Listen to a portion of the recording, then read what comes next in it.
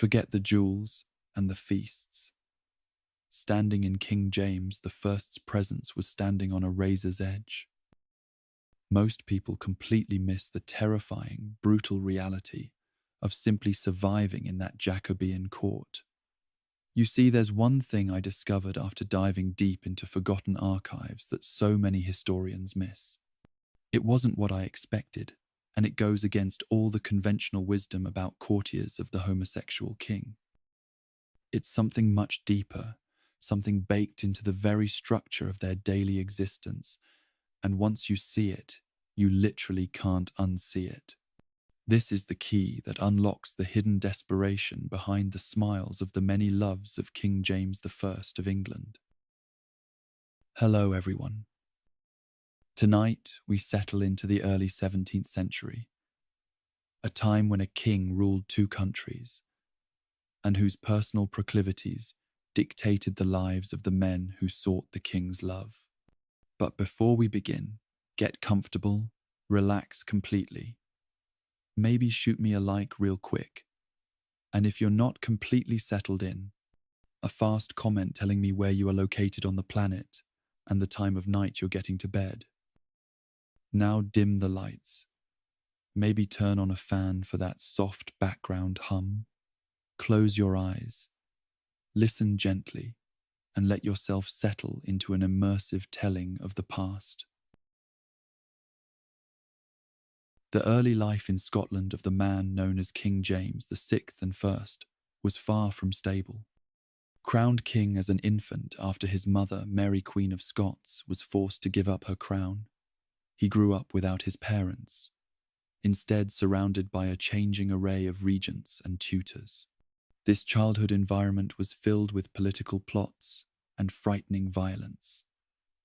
These formative experiences instilled in him a firm caution and a keen desire for control. He learned early that trust was fragile and that power was uncertain. Consequently, he developed a strong need for close personal connections, seeking out individuals in whom he could place his faith, craving loyalty that went beyond the political dealings around him. He grew into a highly intelligent young man, known for his keen mind.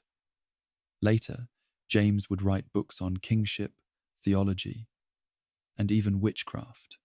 He came to see himself as a learned ruler, a peaceful king who preferred negotiation and diplomacy over war. This intellectual side meant he valued clever conversation and debate which could be stimulating both mentally and otherwise, if you get my drift. By the time James was 13, a defining characteristic of his court was his open affection for male favourites, the recipients of a personal devotion that often extended to the most private corners of his life.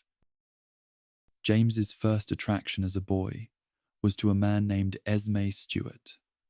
He stepped into the Scottish court of the young king on a cold September day, 1579, having just arrived from France. A cousin of James's father, Lord Darnley, Esme was a man in his late 30s, sophisticated, worldly, and possessing a charm that was immediately apparent. He had spent years at the French court, a place known for its elegance, its refined manners, and its appreciation for art and culture. This was a stark contrast to the rougher, more austere Scottish noble houses where practicality often outweighed polish. When he first appeared at Stirling Castle, where James resided, his presence was a striking change from the severe Scottish lords. He carried with him an aura of French courtly grace, a different way of speaking, of dressing, of moving. His clothes were perhaps richer, made of finer silks and velvets, emitting a faint scent of foreign perfumes, a subtle difference from the wool and leather common in Scotland.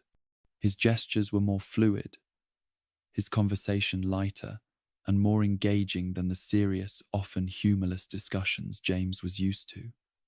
He brought with him a sense of ease and confidence that was captivating. James, who had known little outside the rigid confines of the Scottish court, was immediately drawn to him. The young king, accustomed to being lectured and advised, found himself listening, truly listening to Esme, captivated by his stories of a world far more colourful and less restrictive than his own. The king found himself drawn to Esme with an intensity he had never known. Esme was older, a figure of authority and experience, yet he treated James with a tenderness and respect that was new to the young monarch. He listened to James's thoughts, engaged him in conversation about topics beyond statecraft, and seemed genuinely interested in the boy himself, not just the crown he wore. Esme spoke to James not as a tutor or a regent, but as an equal, or perhaps a benevolent elder brother. He praised James's intelligence, encouraged his academic pursuits, and shared stories of the wider world beyond Scotland's borders. Tales of the French court, of diplomacy, of art, and philosophy. For James, this was a revelation. He felt a truly personal connection forming, a sense of belonging and understanding that had been absent from his life. Esme offered a refuge from the constant pressures, a space where James could feel safe and cherished. This was a truly personal connection, a friendship that quickly deepened into something more.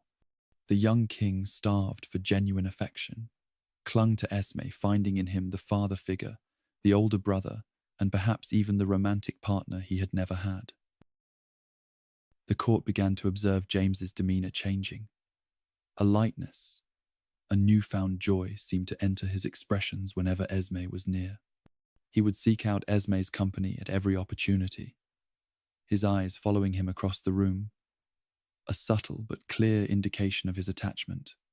The king, usually reserved, would laugh more freely, his voice gaining a warmer tone when speaking with Esme. James began to spend almost all his time with Esme. They would ride together through the Scottish countryside, the wind whipping past their faces, the scent of heather and damp earth in the air, a sense of freedom in their shared activity. These rides were more than sport. They were intimate moments of escape, where James could speak freely without fear of being overheard or judged. They discussed books, theology, and the affairs of Europe, Esme offering perspectives James had not encountered from his Scottish tutors, challenging his assumptions and expanding his intellectual horizons. Esme, with his French background, introduced James to new ideas, new ways of thinking about governance and culture, broadening the young king's horizons beyond the often insular Scottish view. They shared meals, often in private, away from the watchful eyes of the court, where the conversation could be more relaxed, more personal, filled with laughter and quiet confidences. James found himself opening up to Esme in ways he had never dared with anyone else. He shared his fears, his hopes, his frustrations with the restrictive life he led, the burdens of a crown he had worn since infancy. Esme, in turn, offered comfort, advice, and unwavering support, making James feel truly seen and understood for the first time. The king showered Esme with gifts and titles, quickly elevating him to the highest ranks of the Scottish nobility. Within months, Esme became the Earl of Lennox, then the Duke of Lennox, a title of immense prestige, previously held by James's own grandfather. He was given lands, revenues, and a place of honour at the king's side, often sharing the royal bedchamber, a common practice for close favourites at the time, signifying the deepest level of trust and intimacy. James's delight in Esme's company was clear for all to see. He trusted Esme completely, sharing his deepest thoughts and relying on his counsel. Esme's influence over the young king grew with each passing day, extending to matters of state, appointments, and even James's personal habits, from his choice of clothing to his daily schedule. Courtiers observed James's face light up when Esme entered a room, a stark contrast to the often reserved expression he wore in the presence of others. Decisions of state, appointments to high office, and even the king's daily schedule began to bear Esme's mark, signalling a significant shift in power dynamics within the court. This rapid rise, and the open affection between the king and Esme did not go unnoticed by the Scottish nobility. Many of them, staunch Protestants, viewed Esme with deep suspicion. He was French, and worse, he was a Catholic, or at least suspected of being one. He had, in fact, converted to Protestantism upon his arrival in Scotland, a pragmatic move to gain acceptance, but many doubted the sincerity of this conversion. They saw his conversion as a calculated act, a thin veil over his true intentions, a mere formality to gain access to the king. They feared he was an agent of the French crown, or, even more alarming, of the Pope, sent to turn their Protestant king towards Rome to undermine the hard-won Reformation in Scotland.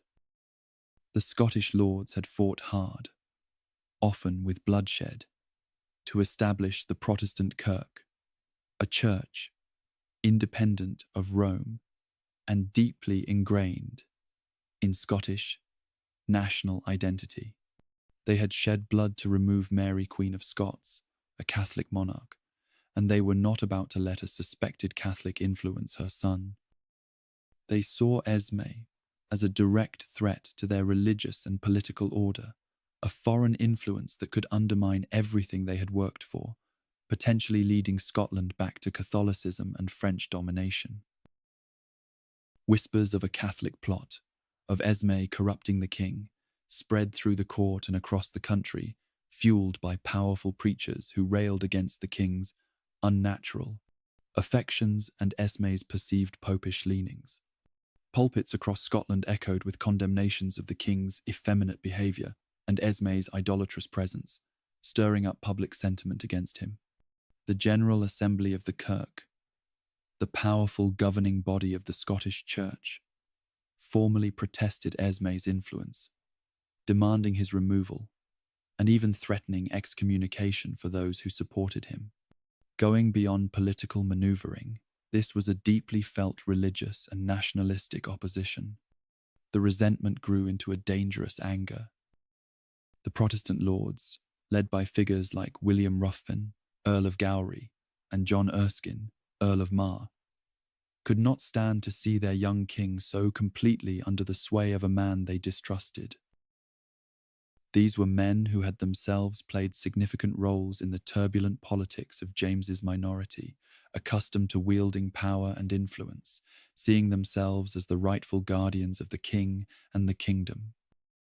They felt their traditional rights to counsel the king, to distribute patronage and to shape policy were being usurped by this newcomer, a man with no established Scottish lineage or claim to their loyalty.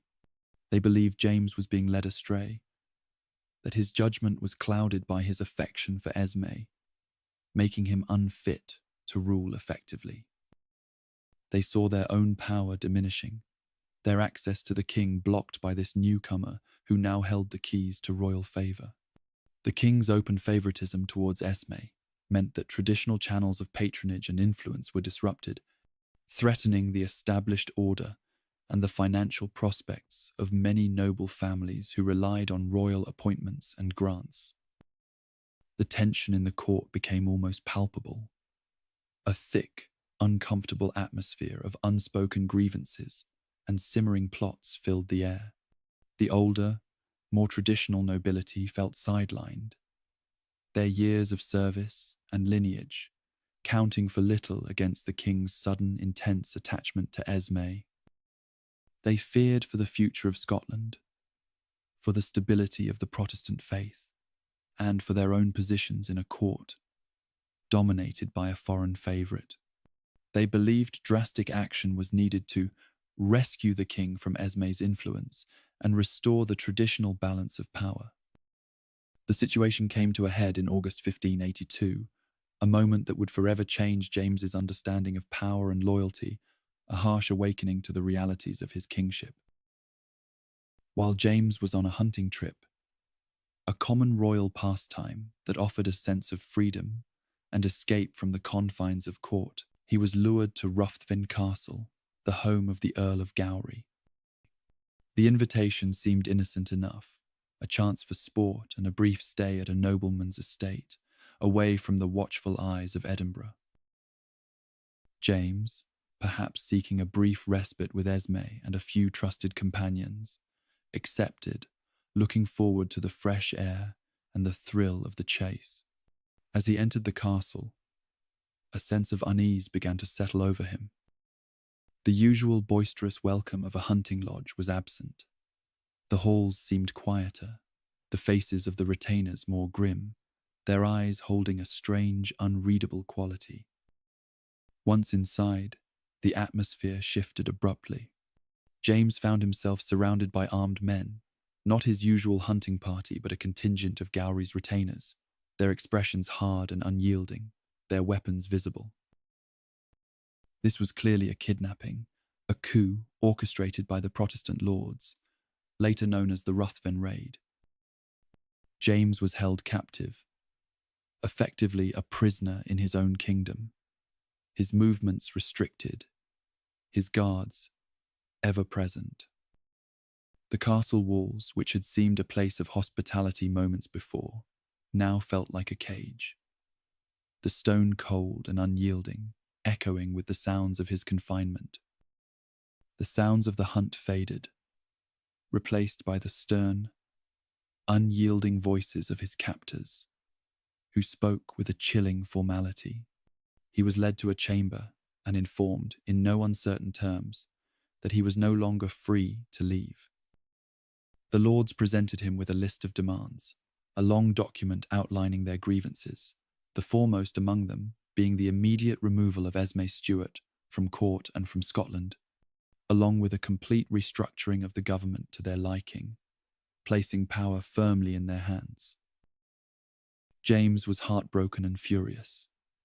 He felt a heart-wrenching sense of betrayal, a raw wound opened by the actions of men he had known his entire life, men he had been taught to trust.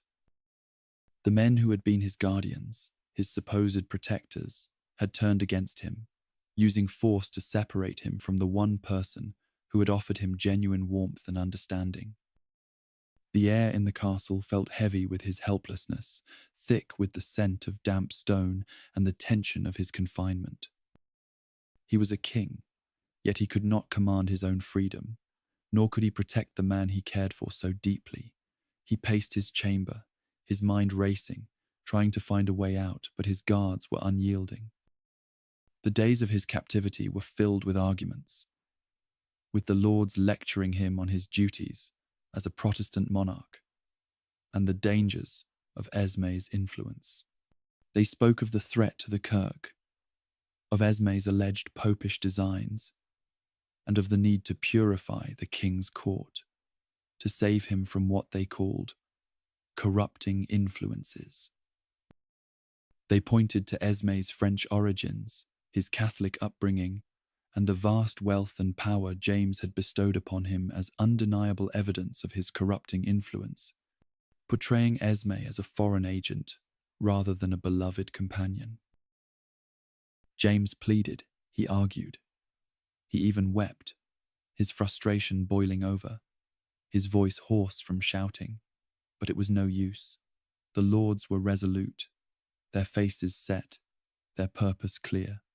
Esme Stuart had to go. The choice was desolate. Esme's exile or continued imprisonment for the king with the veiled threat of even worse consequences, perhaps even a forced abdication. James, young and outmaneuvered, his spirit crushed by the betrayal, had no choice but to agree. Esme, realizing the immense danger he was in and under immense pressure from the lords, eventually agreed to leave Scotland. He made a public show of his departure, riding south towards the border, ostensibly on his way to France.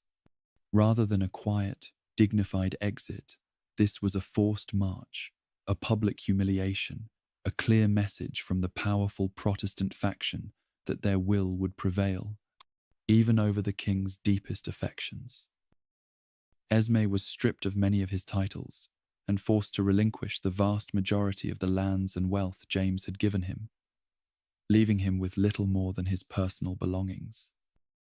He was escorted by a contingent of the Ruthven Lord's men, ensuring his departure was swift and irreversible, preventing any last-minute attempts by James to intervene. James was left behind, consumed by grief and anger, a hollow ache in his chest where Esme's presence had been. He wrote desperate letters to Esme, expressing his sorrow and his determination to bring him back, pouring out his heart onto the pages, promising to find a way. He sent messages through trusted intermediaries, trying to find ways to reverse the situation, to orchestrate Esme's return, exploring every possible avenue for their reunion. He even considered a military rescue, gathering what loyal forces he could, but his advisors, fearing further instability and civil war, urged caution, reminding him of his precarious position. The separation was a deep wound for the young king, a tearing away of his closest bond. He missed Esme's companionship, his counsel, and the comfort he had found in their closeness, the quiet understanding that had blossomed between them.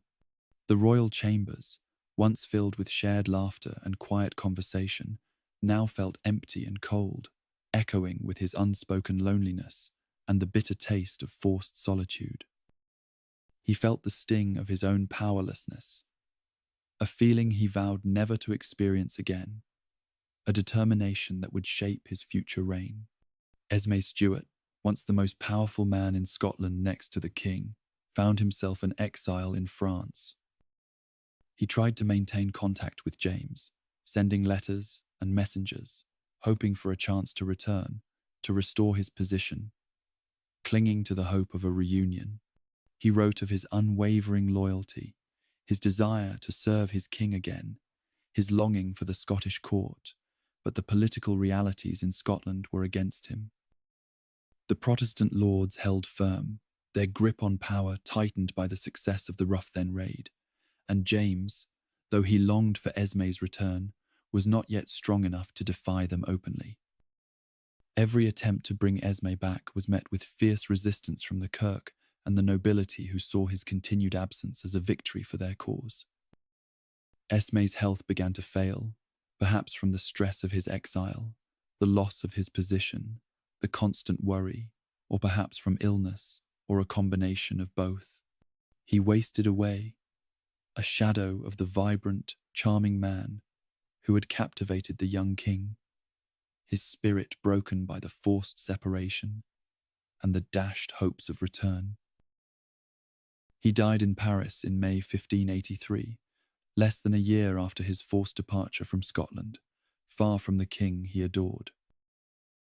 For James, the news of Esme's death was devastating.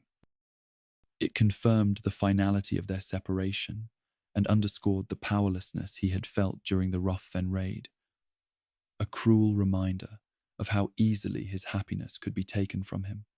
The loss was more than that of just of a friend or a favourite, but of a deeply cherished emotional anchor in his turbulent youth, a connection that had brought him a rare sense of peace and belonging in a world that offered little of either.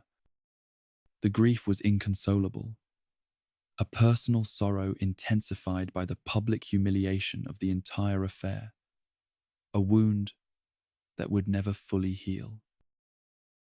This experience, the intense love and sudden loss of Esme Stuart, left a lasting mark on James. It taught him a harsh lesson about the limits of his own power in Scotland and the dangers of provoking the powerful nobility. He learned that, even as king, he could be controlled, manipulated, and separated from those he held dear. He learned that his personal affections, while deeply important to him, could also be exploited as political weaknesses by those who sought to control him. This event fueled his desire for greater personal authority and his determination to never again be a prisoner in his own realm, to be truly master of his own destiny. He began to plan his escape from the Ruthven lords, a plan he successfully executed in June 1583, just a month after Esme's death, demonstrating a newfound cunning and resolve. He then systematically worked to consolidate his power, weakening the influence of the very lords who had dared to imprison him, taking back control of his government and his court. but it also reinforced his deep need for personal affection and loyalty, a need that had been so deeply met and then so brutally denied. The void left by Esme's absence was a painful reminder of what he had lost, a yearning for that unique connection, that unconditional support. In the years following Esme's death, James worked methodically to free himself from the control of the Ruthven lords. He managed to escape their custody a mere 10 months after the raid, demonstrating a cunning and resolve that surprised many. He then began the slow, deliberate process of asserting his royal authority, gradually dismantling the power base of those who had defied him. He learned to play factions against each other, to reward loyalty and to punish disloyalty with calculated precision. Yet even as he grew into a more assertive and independent monarch, the underlying need for close personal connection, for someone he could trust implicitly, remained. The emotional void left by Esme was immense, and while he would never again allow himself to be so completely dominated by a single individual, he continued to seek out companions who could offer him a similar blend of intellectual stimulation, personal comfort, and unwavering support. It was into this evolving landscape of James's court that none other than Esme Stuart's own son, Ludovic Stuart, arrived. Born in France in 1574, Ludovic was just 9 years old when his father died in exile. Upon Esme's death, Ludovic inherited his father's considerable titles: Duke of Lennox, Earl of Lennox, Lord Darnley, Lord Aubigny, and Lord Methven and Torbaltoon in Scotland, along with the French title Seigneur d'Aubigny. He was brought to Scotland in 1583, a child returning to a country that had expelled his father. For James, Ludovic's arrival must have been a complex moment. Here was the living embodiment of his first great affection, a tangible link to a cherished yet painful past. James, now a young man of 17, likely saw in Ludovic a chance to honour Esme's memory, to right the wrongs he felt had been done, and perhaps to recapture a piece of the emotional connection he had lost. The king took Ludovic under his wing immediately. He oversaw the boy's education and ensured he was raised in the Protestant faith, a clear signal to the Scottish Kirk that he was not following in his father's controversial footsteps. This was a pragmatic move, but for James it was also a deeply personal one. He was, in a sense, raising Esme's son, shaping him, guiding him. Imagine James sitting with young Ludovic, perhaps in a quiet study at Holyrood Palace, the scent of old books and beeswax in the air. He would have observed Ludovic closely, looking for echoes of Esme in his features, his mannerisms, his quickness of mind. There was a protective instinct, certainly a desire to shield Ludovic from the political storms that had engulfed his father. But there was also a yearning for a connection, a hope that this young man could, in some way, fill the void left by Esme. As Ludovic grew, the relationship between him and James deepened, though it took on a different character than the intense, all-consuming infatuation James had felt for Esme. With Ludovic, the bond was more fraternal, almost avuncular. James was older, more mature, and had learned the bitter lessons of unchecked favoritism.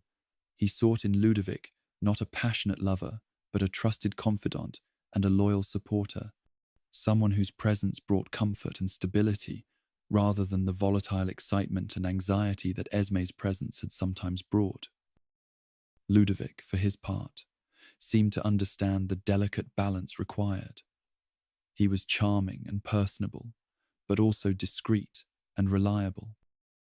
He did not seek to dominate the king in the way Esme had, nor did he provoke the same level of open hostility from the nobility. He was a steady, calming presence in James's life, a constant reminder of a beloved past, but without the dangerous political baggage. Their shared interests, helped solidify their bond. James loved hunting, a pursuit that allowed him to escape the confines of court and enjoy the outdoors. Ludovic shared this passion. Picture them on horseback, riding through the Scottish Highlands, the crisp air on their faces, the sounds of hounds baying in the distance. These were moments of relaxed companionship, where the formalities of court could be set aside.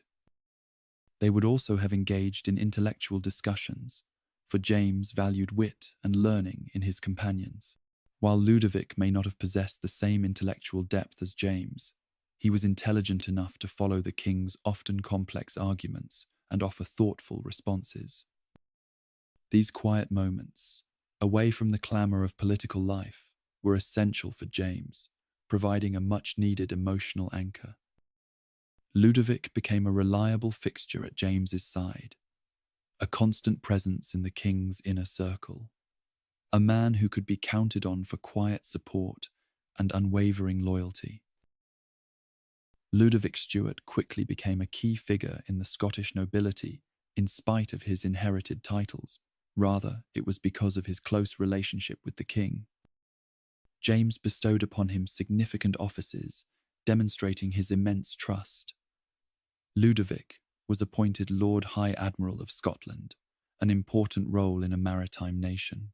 He also served as keeper of Dumbarton Castle, a strategic fortress, and later as Lord High Steward for the baptism of Prince Henry, a ceremonial but important position that placed him at the heart of royal events. These appointments gave Ludovic real power and influence, but always within the framework of loyal service to the king.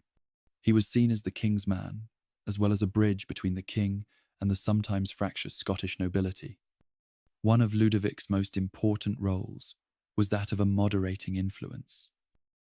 The Scottish court remained a place of intense rivalries even after James had asserted more control. Nobles constantly vied for power, land and royal favour, leading to disputes and sometimes outright feuds. Ludovic, with his calm demeanour and trusted position, often acted as a mediator, helping to smooth over disagreements and prevent conflicts from escalating. Imagine a tense meeting, voices rising, accusations flying, and then Ludovic, with a quiet word or a well-timed intervention, bringing a measure of calm to the proceedings. He was a voice of reason, someone who could be relied upon to offer balanced advice, free from the personal ambitions that often clouded the judgment of other courtiers. He understood James's temperament and could often anticipate his reactions, allowing him to subtly steer conversations or diffuse potential confrontations. He was a loyal supporter, but his loyalty was expressed through steady, practical service, rather than dramatic displays of affection or aggressive pursuit of personal gain. The nature of James's relationship with Ludovic was a clear contrast to the intense, almost obsessive infatuation he had held for Esme. With Esme, James had been a vulnerable, emotionally dependent youth, easily swayed by the charismatic older man. The relationship had been passionate, perhaps even romantic or erotic, and certainly all-consuming. With Ludovic, James was a more mature king, still deeply needing affection, but also more aware of the political dangers of unchecked favoritism. Their bond was based on deep loyalty and shared history, a quiet, enduring affection that had grown over decades. It was a relationship of comfort and trust, rather than the volatile intensity of his first great love. Ludovic never achieved the exclusive dominance over the king that Esme had, nor the later, almost co-regent power wielded by future courtiers like Robert Carr or the infamous George Villiers, both of who have their own stories of the dangerous cost of proximity to power, where even the most favoured lived on a knife edge.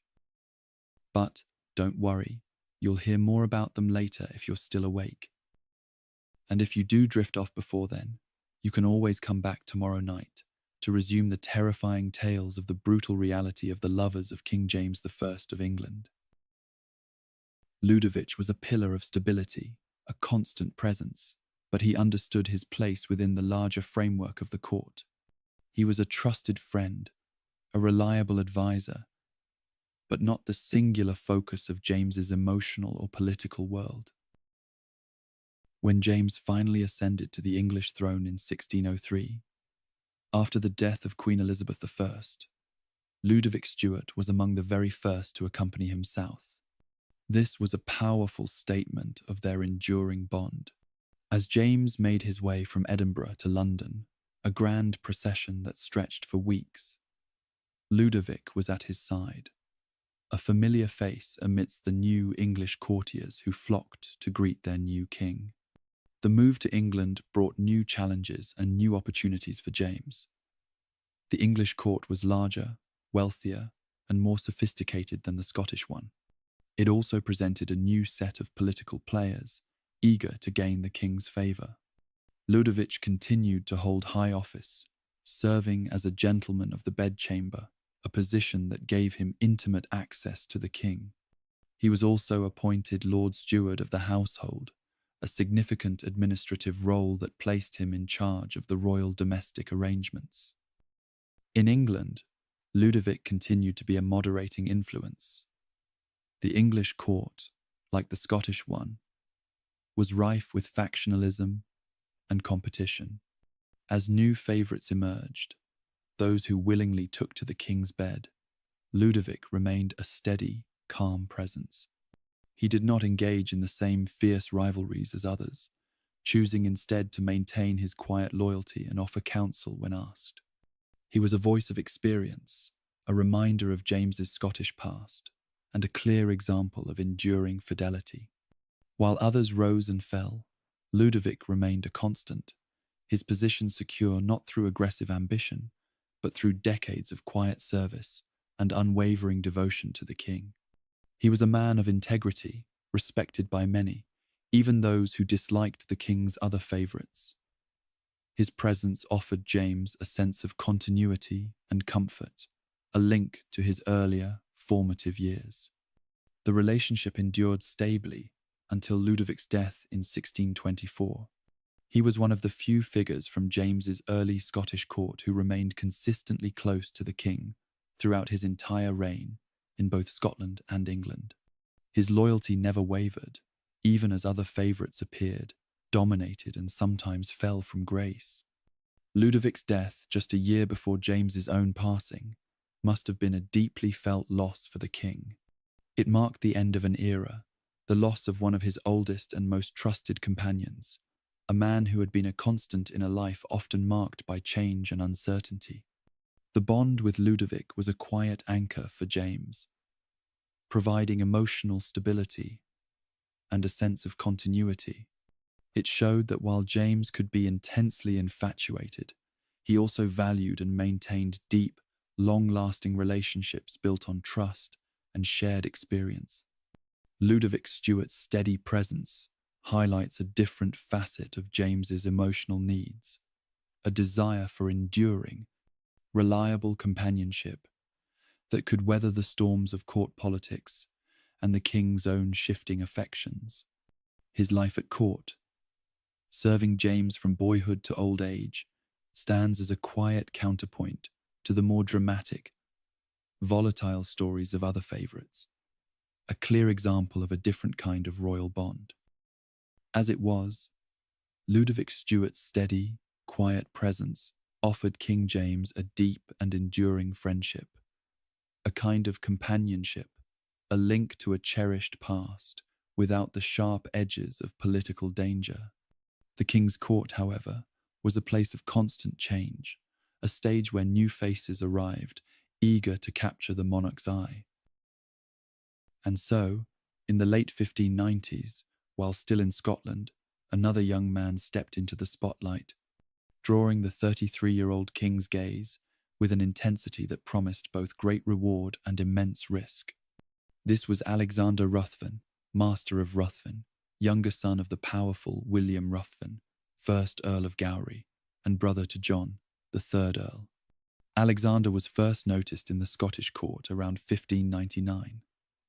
He was younger than many of the established courtiers, perhaps around 19 or 20.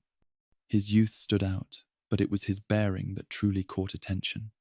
He moved with a quiet confidence, a natural grace that spoke of noble birth and a certain self-possession.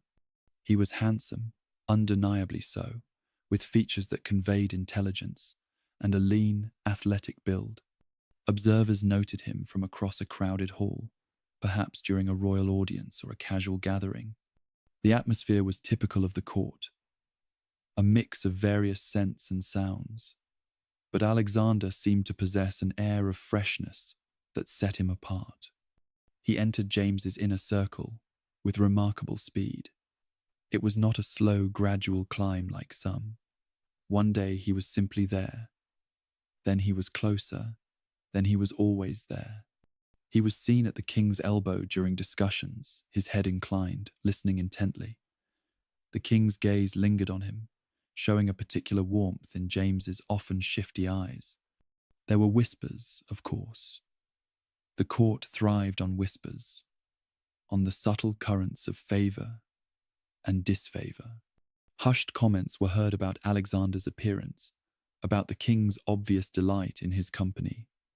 A sense of apprehension, perhaps envy, perhaps a cold premonition settled within the observer. The rules of this game were understood. The meaning of this kind of attention was clear. Alexander was soon appointed a gentleman of the bedchamber. This position granted him exceptional physical closeness to the king, especially at night.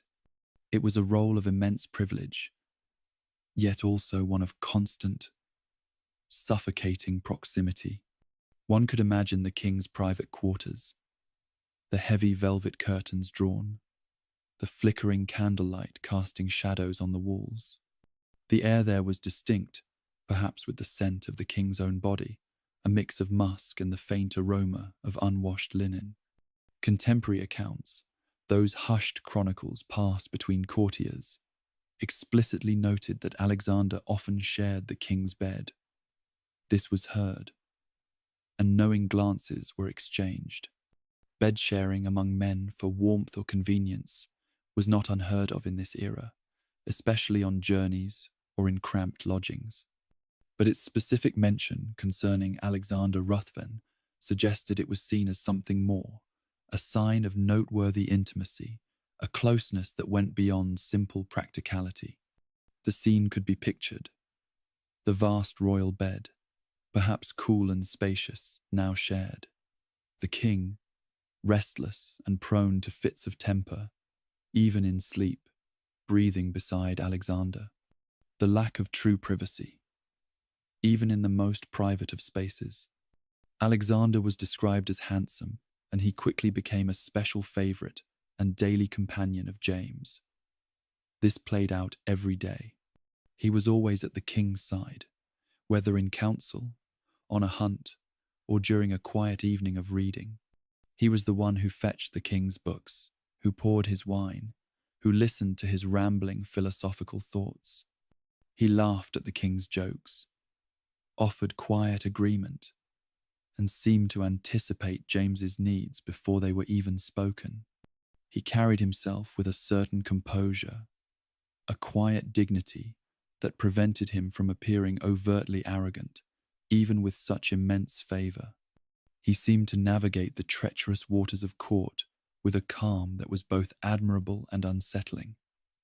Did he feel the pressure? One might wonder. Did the constant closeness, the never-ending performance, weigh on him as it would on others? An observer's internal world would become a complex mix of feelings.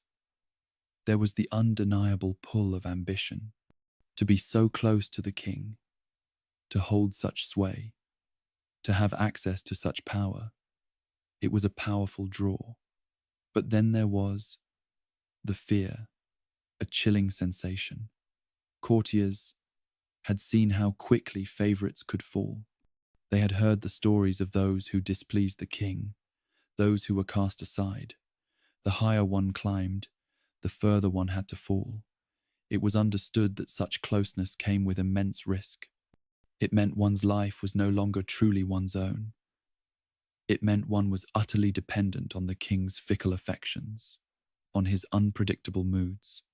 The pressure to maintain composure, to always appear loyal and eager, to never show a hint of discontent or exhaustion, was immense. Observing Alexander, one saw a mirror of one's own desires and fears, amplified. As the months passed, a subtle shift began to occur in the court's atmosphere. The king's moods, always a barometer of courtly life, seemed more erratic. There was an underlying tension, a quiet sense of unease. More whispers were heard about the king's intimacy with Alexander, and also about political friction. The Ruthven family, Alexander's kin, had a history of strong Presbyterian ties and a reputation for independence, even for involvement in past plots against the king, including the very Ruthven raid that so traumatized the young 16-year-old James. This history cast a long shadow. Alexander was watched. Did he seem burdened by the king's favor? Sometimes, a subtle sign of weariness behind his composed smile was caught. He seemed to carry the weight of his unique position. Perhaps the constant demands, the never-ending need to be on, were taking their toll. It was noticed that the king, for all his affection, could also be demanding, even possessive.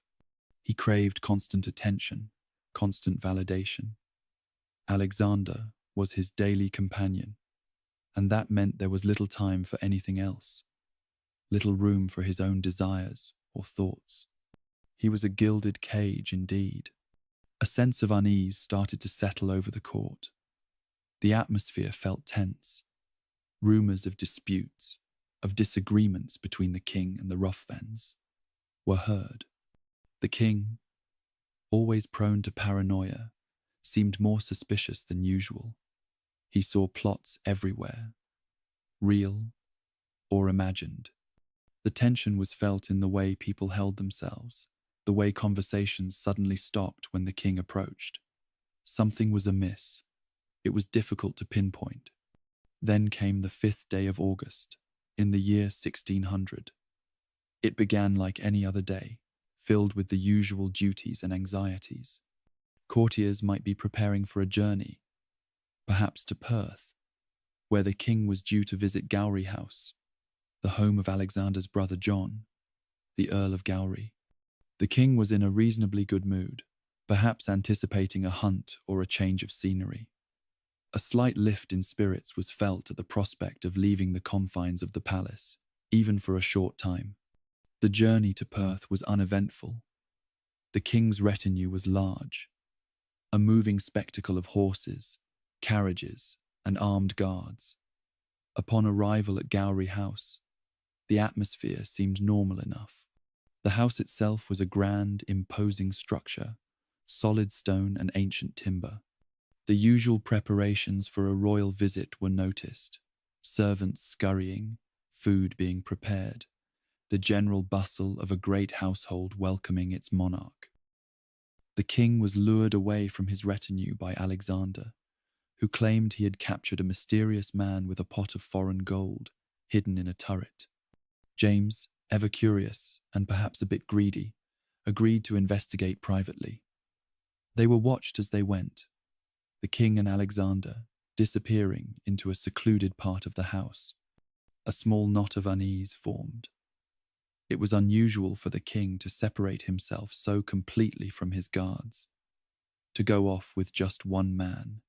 But Alexander was the favorite, his daily companion, so apprehension was dismissed. Then the situation escalated rapidly. From the turret room, a sudden, terrifying cry. It was the king's voice, unmistakable, filled with fear and anger. "Treason! I am murdered!" Chaos erupted, shouts, the sounds of struggle. Courtiers were caught in a whirlwind of confusion and terror. Guards drew their swords, courtiers scrambled. More shouts were heard, the sounds of conflict. Hearts raced. Was the king truly being attacked? Was this a genuine plot? Or was it something else? Something even more sinister? In the ensuing madness, Alexander Ruthven was killed within the turret room. The stories were heard later, pieced together from frantic whispers and official accounts. Some said the king himself struck the fatal blow. Others said it was John Ramsay, one of James's attendants, who rushed to the king's aid. The details were murky, lost in the terror of the moment. Downstairs, John Ruthven, the third Earl of Gowrie, Alexander's brother, was also killed by members of James's party. The house, moments ago, a place of royal welcome, was now a scene of bloody carnage. The aftermath was marked by a heavy silence, broken only by ragged breaths and the distant cries of the wounded. The immediate aftermath was a blur of panic and confusion. The king was shaken, visibly so, his face pale, his clothes perhaps disheveled. He immediately began to push his version of events. This was a premeditated, treasonous plot, he claimed. The Ruthvens tried to kidnap or murder him. He was miraculously delivered from their evil intentions. His story was heard, repeated over and over, gaining a kind of desperate authority with each telling. But inconsistencies were noticed. The official story was immediately challenged by many.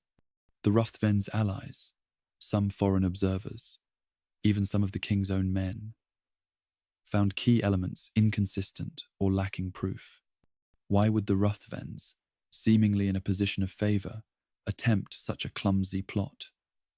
What was the real purpose of the captured suspect with gold? The king's narrative felt too neat, too convenient. Whispers and hushed doubts were heard. One's own mind became a battlefield. Was the king to be believed? Did one dare question him? The pressure to conform was immense.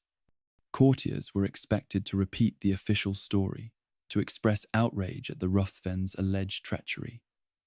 To do otherwise would be to invite suspicion, to risk one's own life, one's own position. The king's fierce determination to suppress any questioning of his version was evident. Critics were executed, exiled. The message was clear: believe the king, or suffer the consequences. The fear of being seen as a sympathizer, of having one's loyalty questioned, was a heavy weight. The Gowrie conspiracy deeply traumatized James. He commemorated the date annually as a day of deliverance, showing his survival against what he insisted was a grave threat. He pushed for its remembrance in churches, demanding public thanksgiving. This event fueled his existing paranoia, making him even more suspicious of those around him, especially those with independent power or a history of opposition. The court became an even more dangerous place, where trust is scarce and loyalty is constantly tested. Despite the king's official story, other theories continued to circulate. The whispers persisted, circulating through the court. Some suggested a personal quarrel, a sudden, violent argument between James and Alexander. Could it have stemmed from a sexual advance, either made or rejected? Or perhaps a fit of rage from the king, triggered by a perceived slight or a moment of defiance from Alexander? The king's temper was well known, his affections volatile. This theory felt unsettlingly plausible. Another idea: perhaps James discovered a genuine but poorly executed plot by the Ruthvens. Their family history, their strong ties to a more radical Presbyterian faction, their past involvement in the Ruthven raid, all pointed to a family capable of challenging royal authority. But if so, why was the plot so botched? Why such a strange theatrical setup? Then there was the darkest theory, the one that caused deep unease, that James himself engineered the confrontation. that he used the pretext of the mysterious prisoner to lure Alexander into a trap, all to eliminate the powerful, potentially troublesome Gowrie family. They were a threat to his consolidated power, a thorn in his side. To remove them in such a dramatic fashion would send a powerful message to any other rebellious nobles. This thought that the king one served could be so calculating, so ruthless, was deeply disturbing. The ambiguity of the Gowrie conspiracy forever changed the atmosphere of the court. It was a constant, unsettling reminder of the hidden dangers that lay beneath the gilded surface. The heightened sense of danger, the constant awareness of the king's volatile nature, the knowledge that truth can be bent to serve power, all these things weighed heavily on the mind. Courtiers learned to be even more cautious, even more guarded. Alexander Ruthven, a young man of beauty and favor, became a bright, brief flame extinguished by royal power and murky circumstances. His story served as a stark warning. It showed the fragility of favor, the ultimate price of proximity to absolute power. He was a favorite, yes, but his closeness to the king proved to be his undoing, swallowed by a mystery that would never truly be solved. This dramatic event left a significant void in the king's inner circle. The king, ever in need of companionship, would soon find another to fill it, a man who would be a steadfast anchor in the tumultuous court of the perilous king. Now turn your sleepy mind to an easily forgotten presence in the life of King James VI and later the First, a man whose loyalty was a deep, slow-burning ember, warming the king's life for decades. This is John Erskine, 2nd Earl of Mar, a figure whose roots ran deep into the very soil of Scotland's history, a man who represented stability, duty, and an unwavering commitment that predated the king's own memory. The Erskine family were ancient, their name a core part of the Scottish crown's history. For generations, they had served as guardians, custodians of young monarchs, protectors of the royal line. One would have grown up hearing tales of their steadfastness, their quiet strength. Their ancestral home, Stirling Castle, was a kind of nursery for kings, a place where the future of Scotland was nurtured under the watchful eye of the Mar family. John Erskine inherited this legacy, this sense of responsibility, a calling that he willingly answered to. In 1572, John Erskine's father died, leaving him to inherit the earldom and his duty to the king. As a young noble, just 7 years older than James, who was then 6 years old, and Mar himself only 13 going on 14, Mar began his service under the title 2nd Earl of Mar, as the king's nominal guardian during the monarch's minority rule in Scotland. Mar oversaw James's education, his daily life. He was a constant, watchful presence. Think of James, a bright but often sickly boy, grappling with his lessons, his mind already sharp, but his body frail. Mar would have been there as a firm, steady guardian. He ensured James received the best possible tutoring, fostering the king's intellectual curiosity. He would have observed James closely, noting his quirks, his fears, his burgeoning intelligence. Mar's internal thoughts during these years would have been dominated by a sense of duty. The weight of the crown, the future of Scotland, rested in his hands, embodied by this vulnerable young boy. He felt a quiet pride in James's growth, a deep satisfaction in fulfilling his family's long-standing role. This was a relationship built on trust, on shared history, on the very foundations of the Scottish monarchy. It was a bond forged in the crucible of James's difficult childhood, a bond of protector and protected. The nature of their relationship was fundamentally different from the intense personal infatuations James would later develop with younger men. With Erskine, there was no volatile passion, no sudden, consuming desire. Their connection was based on trust, on duty, and on long, consistent service. Erskine represented an older generation of loyalty, a steadfastness that was almost paternal. He was a constant, unshakable figure in James's life, a reliable anchor in a sea of political instability. You would have seen Mar as a trusted counselor, particularly on matters of state security and the royal household. When James faced threats, real or perceived, Mar was the man he turned to for advice. Imagine those conversations. More than whispered secrets in a bedchamber. They were serious discussions in a council room, perhaps by a roaring fire, the king's voice sometimes high, pitched with anxiety, Mar's voice calm and measured. Mar would have offered practical, grounded advice, rooted in his extensive experience and his deep understanding of Scottish politics. He was a man who spoke his mind, but always with respect for the king's authority. The weight of such advice, the responsibility of guiding a young monarch, would have been immense. Mar carried this burden with quiet dignity, his loyalty unwavering, his focus always on the stability of the crown. A powerful symbol of James's deep trust in Mar came with the birth of his eldest son and heir, Prince Henry, in 1594. James entrusted his precious heir to Mar's care, sending the infant prince to be raised at Stirling Castle, just as James himself had been. This was the ultimate sign of confidence, a clear statement that James believed Mar was the most reliable, the most honourable, the most trustworthy guardian for the future of the dynasty. For Mar, this meant a different kind of service, one that physically separated him from the daily life of James's court.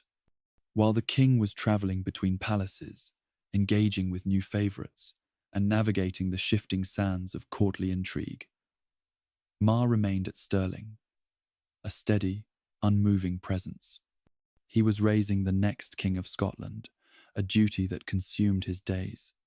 You can picture him walking the castle ramparts, looking out over the rolling Scottish landscape, his mind filled with thoughts of the young prince's well-being, his education, his future. This was a quieter, perhaps more important duty than the flashy life of a courtier. It was a responsibility that spoke to his core values: loyalty, tradition, and the long-term health of the monarchy. As the 1590s progressed, a subtle shift in influence became noticeable. While Mar was always respected, his direct personal influence on James began to wane. You would have observed this change, perhaps with a quiet understanding. Younger, more charismatic favourites, like Alexander Ruthven before his dramatic end, began to capture the king's attention in a way that Mar, with his more traditional, paternal demeanour, never sought to.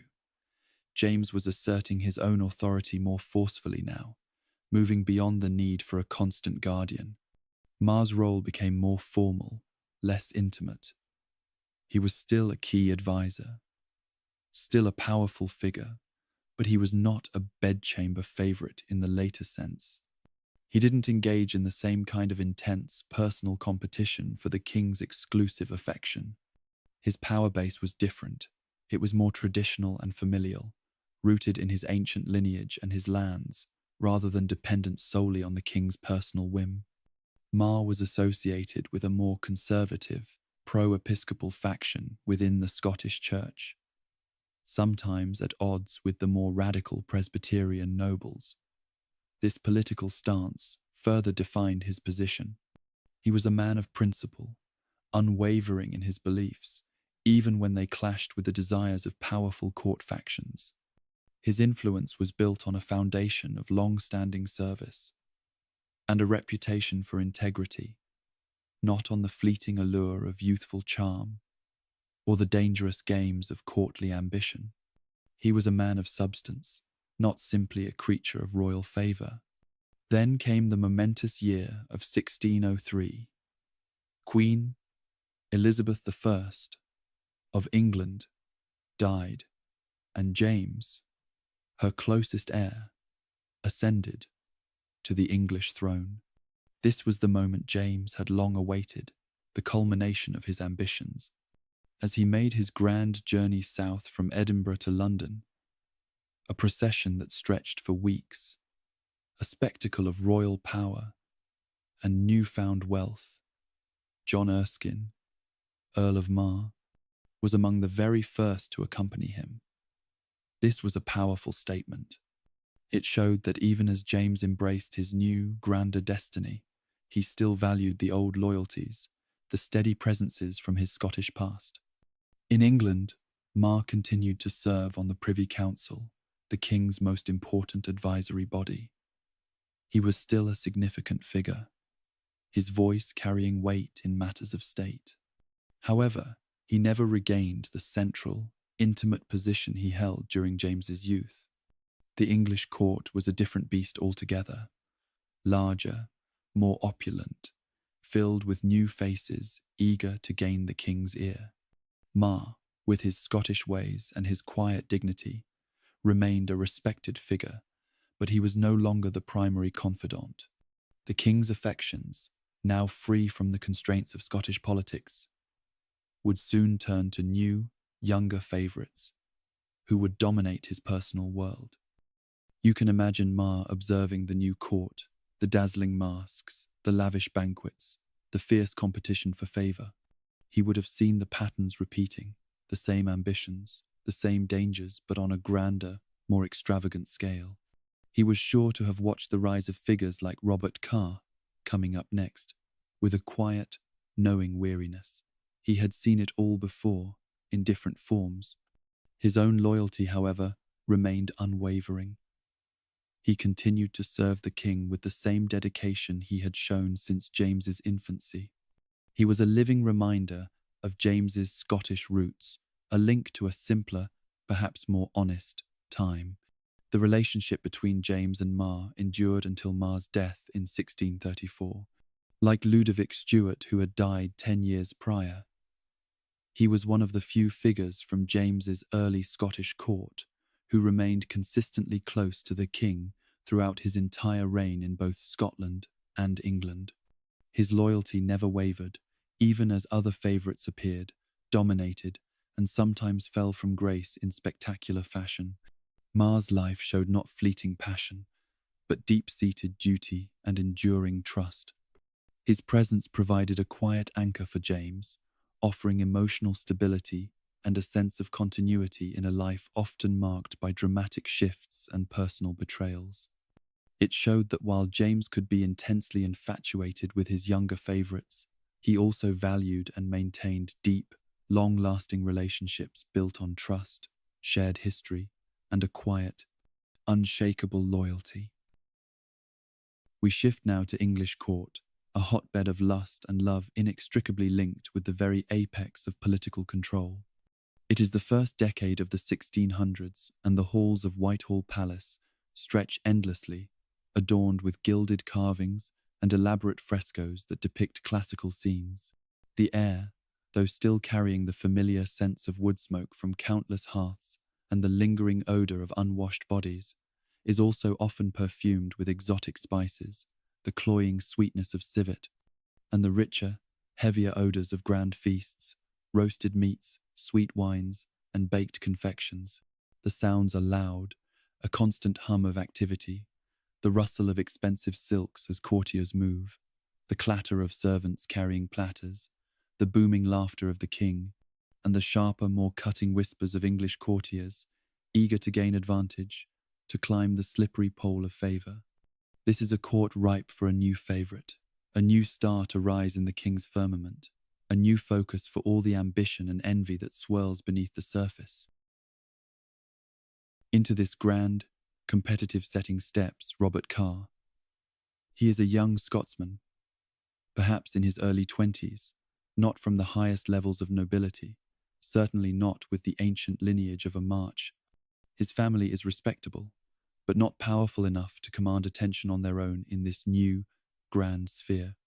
One might see him as just another hopeful face in the throng of young men who followed James south from Scotland, seeking their fortunes in the richer English pastures. He's handsome, of course, with a certain easy charm, a pleasant demeanour, and a quiet confidence that belies his relative inexperience. But initially, he doesn't stand out among the glittering array of English lords and gentlemen. He's learning the ropes of the English court, a world far more complex and subtle than the one he left behind, a place where ancient rivalries and unspoken rules dictate every interaction. He's earnest, perhaps a little naive about the true dangers of this world, but with an underlying ambition that you, a seasoned courtier, can almost taste in the air around him. A hunger for advancement, a desire to make his mark. Then, in 1607, everything changes with a sudden painful accident. The court is at a tournament, a grand display of horsemanship and martial skill, held in the tilting yard outside the palace. The stands are packed with nobles, their clothes a riot of colour against the grey, often overcast, English sky. The air is alive with the roar of the crowd, a collective gasp and cheer with each successful pass. You hear the thud of hooves on turf, the sharp clang of lances meeting shields, the shouts of the heralds. You are there, perhaps watching from a gallery, the wind whipping at your cloak, or standing among the king's retinue, your feet aching slightly on the packed earth. The sun glints off polished armour, and the banners snap in the breeze, emblazoned with the crests of noble houses. The smell of horses and damp earth mixes with the excited murmur of the spectators, the sweet scent of spiced wine, and the faint metallic tang of sweat and effort. The tension builds with each charge, each clash, as knights vie for glory. Suddenly a gasp ripples through the crowd, louder than any cheer. A rider falls. It's not a graceful dismount, but a bad fall, a sickening thud that echoes even over the cheers and gasps. The horse stumbles, perhaps catching its leg, and the rider is thrown violently from the saddle. You see him lying still on the ground, a crumpled heap of silk and leather, his helmet perhaps askew. It's Robert Carr. He has broken his leg. The cheers die down abruptly, replaced by a collective intake of breath, then a worried murmur that spreads quickly through the stands. The spectacle has turned to sudden, grim reality, a reminder of the ever-present danger, even in games. What happens next is extraordinary, a moment that will be recounted and ruminated upon for years to come. The king, usually a figure of remote authority at such events, watching from a safe distance, reacts with an immediate, almost frantic concern. He doesn't send servants. He doesn't wait for others to attend. He personally rushes to Carr's side. Everyone watches, stunned, as the king, his royal robes brushing the damp turf, kneels beside the injured young man. His face is etched with worry, his usually guarded expression replaced by open distress. He oversees Carr's removal from the field, his voice sharp with command, cutting through the murmurs of the crowd. He might even touch the injured young man, a gesture of tenderness that is remarkable for a monarch. The scene is public, undeniable. The king's intense focus on this one fallen rider is clear for all to see. A ripple of surprise, then a dawning understanding, passes through the onlookers. This is more than just royal concern for a subject. This is something deeper, something personal and powerful. This is the moment everything shifts. James personally nurses him. Imagine the scene in Carr's chambers, in the days and weeks that follow. The king, the most powerful man in England, sits by the bedside of a relatively unknown young courtier. The air in the room is thick with the scent of liniment and sweat, mixed with the faint, sweet smell of the king's own breath. The sounds are the quiet rustle of bedclothes, the occasional groan of pain from Carr, and the king's own voice, soft and concerned, reading aloud from his favorite theological texts or engaging him in conversation about hunting or court gossip. James attends to Carr's needs with a devotion that borders on obsession. He brings him special broths, ensures his comfort, spends hours by his side, sometimes late into the night, neglecting other duties, other courtiers. It's an intimacy that shocks you. You've seen the king's affections before, but never so openly, so tenderly displayed for someone so new, so relatively insignificant in the grand scheme of the court. The king, who often seemed aloof, even awkward, is now doting, openly worried, almost consumed by this young man's recovery. The palace staff, the other courtiers, they all observe this unprecedented attention. Whispers begin, quiet at first, then growing louder. The king has found a new one. He nurses him like a son. More than a son, perhaps. The implications are clear, and the court, ever alert to the currents of royal favor, begins to adjust its sails to this new, powerful wind.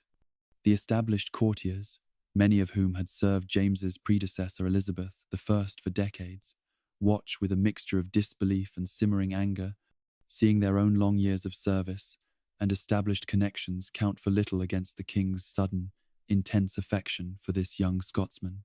From this moment, Carr's rise is dizzyingly fast. At age 21, he becomes the undisputed favorite. You see it play out day by day, week by week. He is always at the king's side, a constant shadow, a presence that seems to grow larger and more central with each passing hour. He sits beside James at meals, often sharing the king's own plate, a sign of extreme closeness and trust that signals his unique position to all who observe. He rides with him on hunts, his laughter echoing with the king's own, their shared passion for the chase, a visible bond. He attends him in his private chambers, privy to the king's most unguarded moments, his most private thoughts. All petitions, all requests for favor, all access to the king's ear now go through Carr. You, like every other courtier, quickly learn that if you want something from the king, if you want to advance your own interests, you must first get to Carr. The queues outside his chambers grow longer each day, filled with ambitious nobles, desperate supplicants, all seeking an audience with the new power behind the throne. They bring gifts, offer lavish flattery, compete for a moment of his attention, a nod of recognition. You feel the shift in the court's gravity, the way all eyes now turn to Carr, not just the king. The old guard, those who served Elizabeth and expected their due, watch with a mixture of disbelief and simmering anger. Their long years of service, their established connections, their ancient lineage, now count for little against the king's sudden, intense affection for this young Scotsman. The resentment is palpable, a low hum beneath the surface of courtly politeness. James's letters to Carr become famously affectionate. You hear snippets, sometimes read aloud by those eager to spread the news of the favourite's immense power, or perhaps you even catch a glimpse of the king's own hand, scrawling these passionate words. "My sweet child and wife," James calls him, "my only dear and sweet servant. I desire to live no longer than I may be a comfort to you. God bless thy sweet heart, and grant thee a long and a happy life." You hear these terms, so intimate, so unlike the formal language of state, and a strange discomfort settles in your stomach. To hear a king, the head of church and state, use such intimate, almost marital, language for a young male courtier is unsettling. It's public knowledge, openly discussed, and it solidifies Carr's position in a way no political appointment ever could. It shows the depth of the king's personal attachment, an attachment that now dictates the flow of power, making it clear that Carr is not just a minister but a beloved companion. The language is an open declaration of his feelings, a challenge to traditional courtly norms, a sign of a king who cares little for outward appearances when his heart is engaged. The rewards come quickly, showering down on Carr like a golden rain, transforming him from a relatively minor gentleman into one of the wealthiest and most powerful men in the kingdom. He is granted titles, lands, and immense wealth.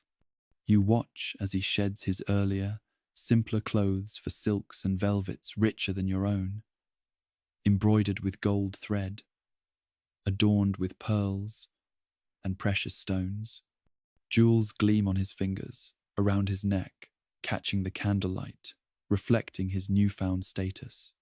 He is given vast estates, their revenues swelling his coffers, making him a truly formidable figure. The speed of his accumulation of riches is breathtaking, a clear sign of the king's boundless generosity towards him, a generosity that seems to know no bounds. In 1611, he is created Viscount Rochester, a grand title that elevates him into the peerage, giving him a seat in the House of Lords, a voice in the highest legislative body.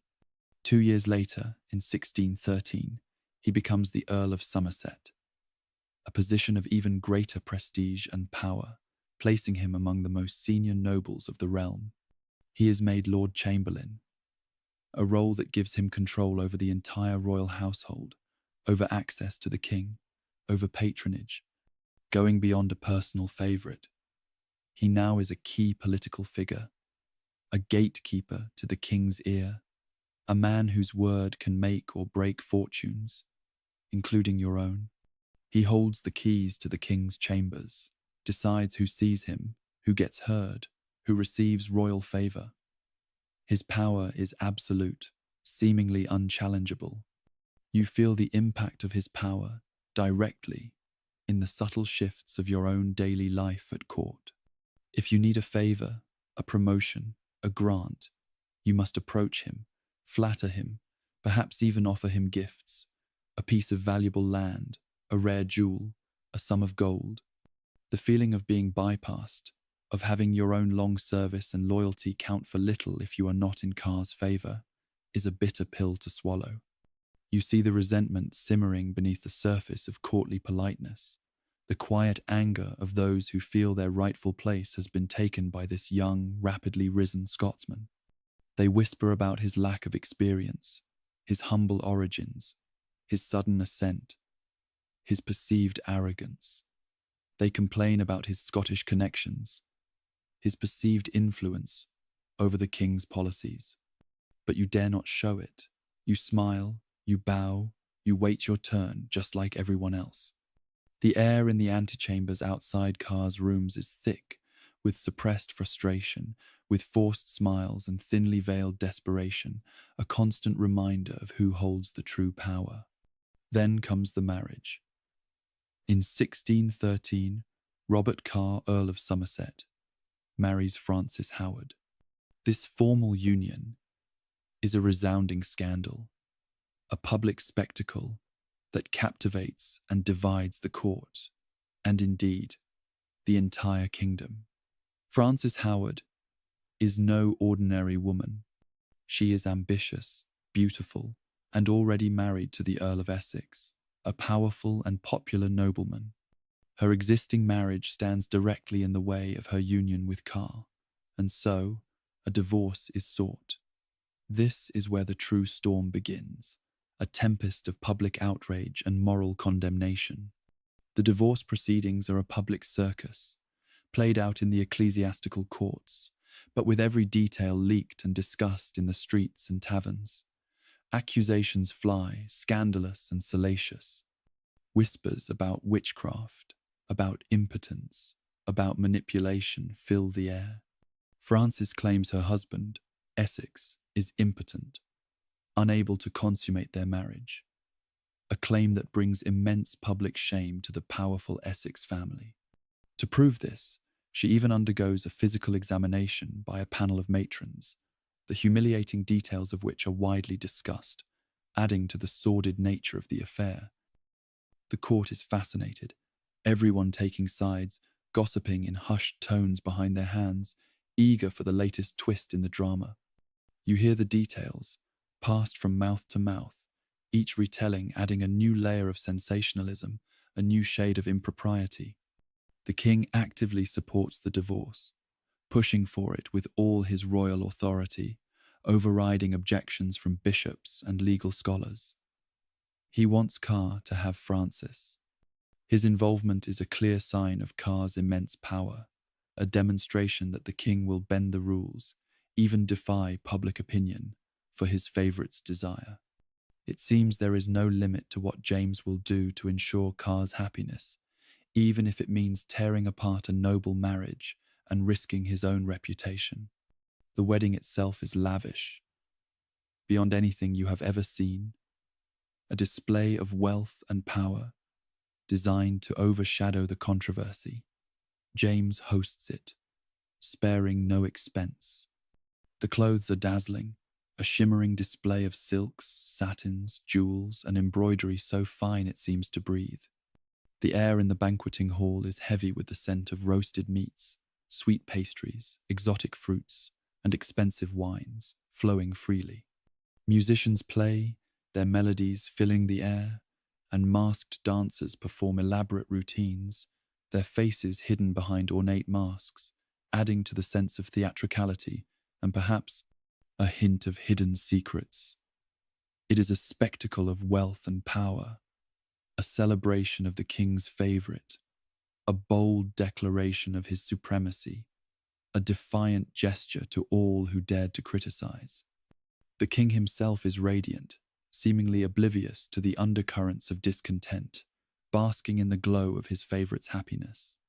But beneath the glitter, there is an underlying tension, a sense of unease that permeates the very stone of the palace. You watch the bride and groom, their faces perhaps a little too composed, a little too triumphant, as if they are trying to convince themselves, as well as the court, of their happiness. You see the glances exchanged between the older nobles, the quiet disapproval in their eyes, the barely concealed sneers. Many feel that the king has overstepped, that this marriage, born of scandal and royal interference, is a dangerous gamble, a sign of the favorite's corrupting influence over the king's judgment. You feel a sense of foreboding, a premonition that such an extravagant display, built on such shaky ground, cannot last. The lavishness feels almost desperate, a way to paper over the cracks of controversy, to drown out the whispers of impropriety with a flood of gold and music. You wonder how long this golden age for Carr can truly endure, how long such a blatant disregard for moral and legal norms can go unpunished. For a few years, Carr and Francis reign supreme. Their power seems unshakable, their influence absolute. They are the king's closest confidants, the arbiters of all favour, the most powerful couple in England.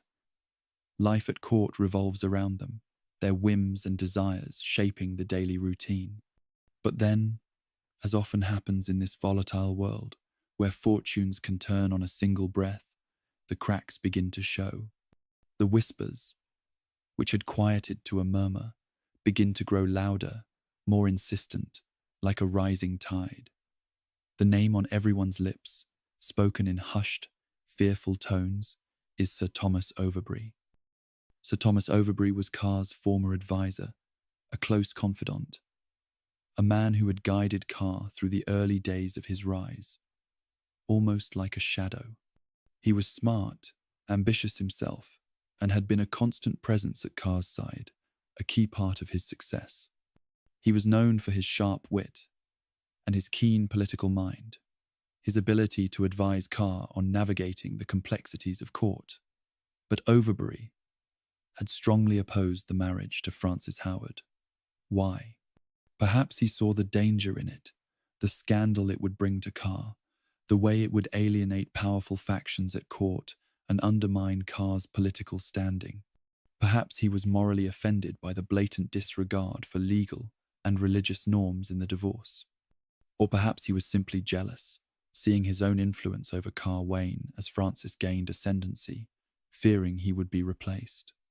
Whatever his reasons, his opposition was clear, vocal, and it angered both Carr and Francis deeply. He tried to dissuade Carr from the marriage, even writing a poem, A Wife, which was widely seen as a veiled attack on Francis's character, a public insult that could not be ignored. His defiance was a challenge to the favourite's absolute will. Overbury ends up in the Tower of London. You hear the news, and a chill runs down your spine. Carr's hand is in it, everyone knows, though it's never openly stated. It's a clear act of vengeance, a silencing of a critic, a brutal display of the favourite's power. The Tower, that grim fortress with its dark, foreboding walls, swallows Overbury whole. You imagine the cold, damp cells, the isolation, the slow despair that must settle over a prisoner, cut off from the world, knowing his fate rests in the hands of those he angered. You feel a sense of unease, a growing understanding of the ruthlessness that lies beneath the polished surface of power, a chilling reminder of how easily a man can disappear. The air in the court feels heavier, charged with unspoken fear. If a man like Overbury, so close to the favourite, so politically astute, could be so easily disposed of, what hope was there for anyone else who dared to cross the powerful couple? Then the rumours begin, insidious and terrifying, whispers of illness, of a strange, lingering sickness that afflicts Overbury in the Tower.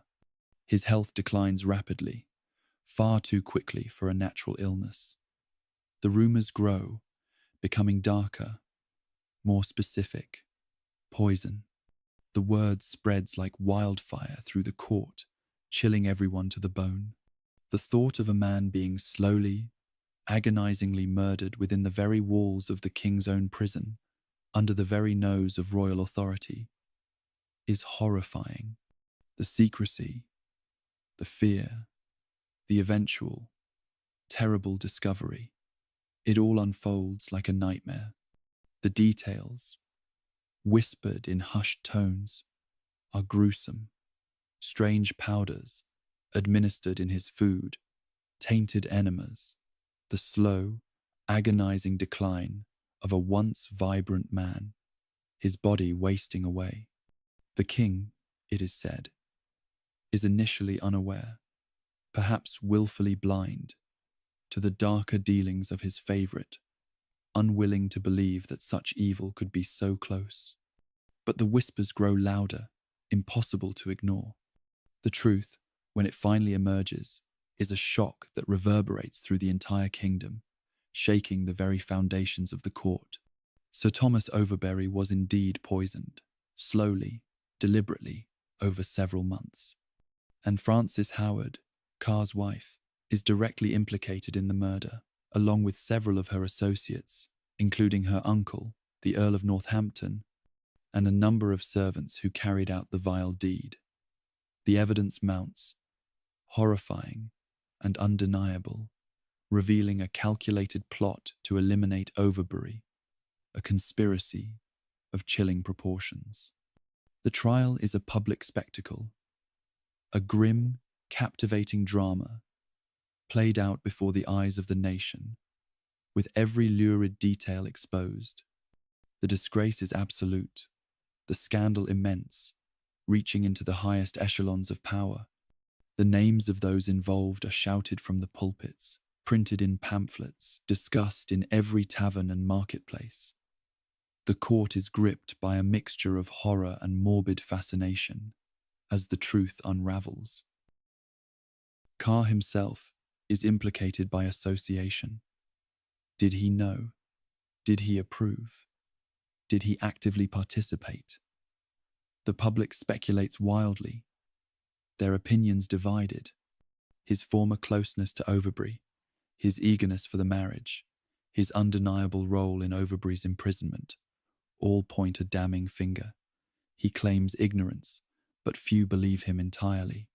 The king, James, is deeply wounded by this betrayal. His favourite, the man he called "my sweet child," is now tainted by murder, by scandal, by a crime that shocks the conscience of the nation and threatens to undermine the very legitimacy of his court. The fall from grace is swift and absolute. The king feels personally deceived, his judgment questioned, his affections mocked by the dark actions of those he elevated. His personal anguish is clear to those around him, a king betrayed by the very man he loved most. In 1616, Robert Carr and Frances are convicted of murder. The judgment is harsh, the public condemnation immense. They are imprisoned in the Tower, the very place where Overbury met his end, a grim irony that is not lost on anyone. Imagine the stark contrast. From the lavish silks and gilded halls of court, from the pinnacle of power and influence, to the cold, damp stone of a prison cell, facing the prospect of execution. From immense power and influence to utter disgrace and confinement, the isolation, the loss of everything they held dear, the constant fear of execution, the public shame, all must be a crushing burden, a torment, far worse than any physical pain. You watch their fall, and a cold satisfaction might mix with a sense of dread, a reminder that no one, not even the king's favourite, is truly safe from the turning wheel of fortune.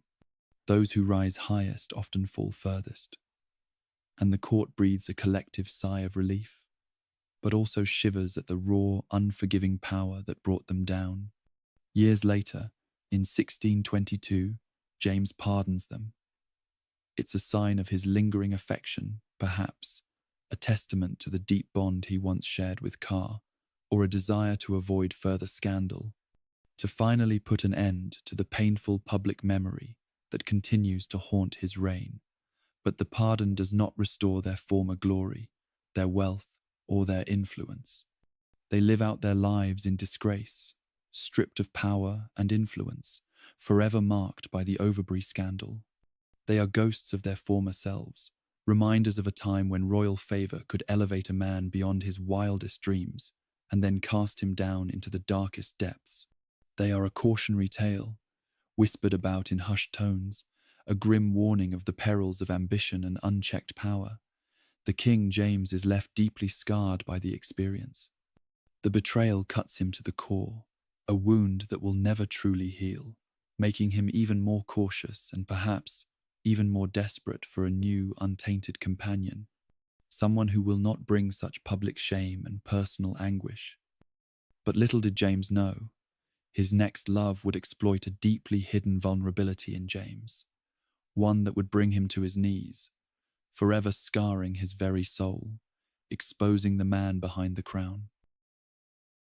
His name was George Villiers, and he embodied both the peak and danger of royal favoritism. His relationship with James was the most enduring, politically significant, and personally intimate of the king's life. His ability to dominate a British monarch was truly unique, a feat unmatched by any other favourite.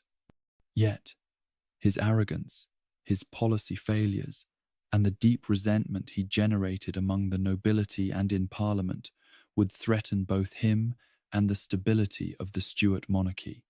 He remains one of the most controversial figures of his time, a man who soared higher than any other, only to crash down in a storm of public hatred. George Villiers enters this world in 1592, a younger son of minor Leicestershire gentry. His family, while respectable, holds no great wealth or ancient titles that would naturally propel him to the heights of court. He is not born into the gilded cage. Instead, he must earn his way in. He receives some continental polish, travelling abroad, learning languages, acquiring the polished manners and social graces that mark a man of the world. You can imagine him in France or Spain, observing the courts there, honing his charm, practicing his dancing, perfecting his horsemanship. He lacks the deep-seated connections of the old English nobility, the established networks of power that define so much of court life.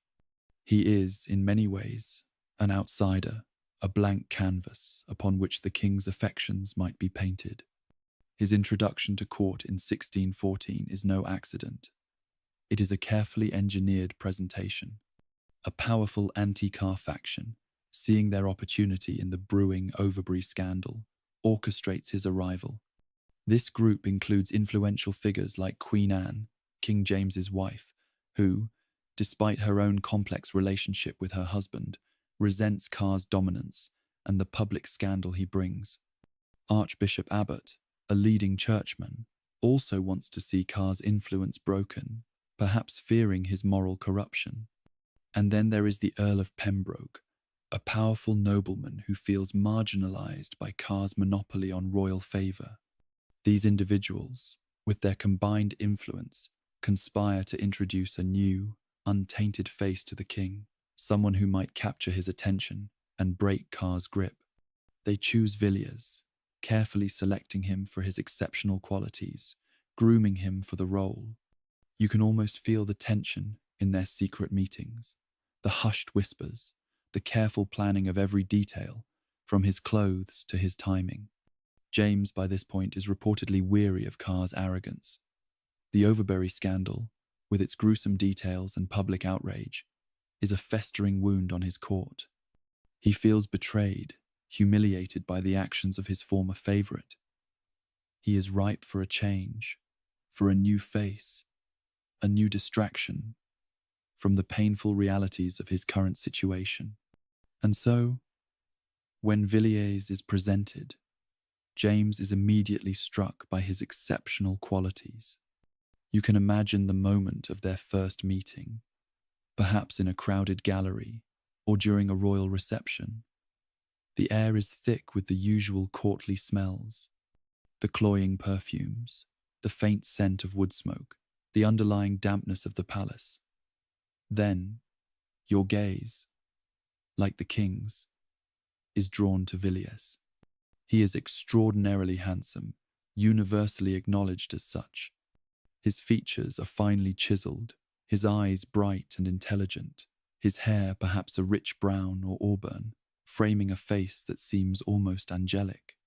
This physical beauty was superficial, yet it was also a powerful tool, a magnet for the king's attention.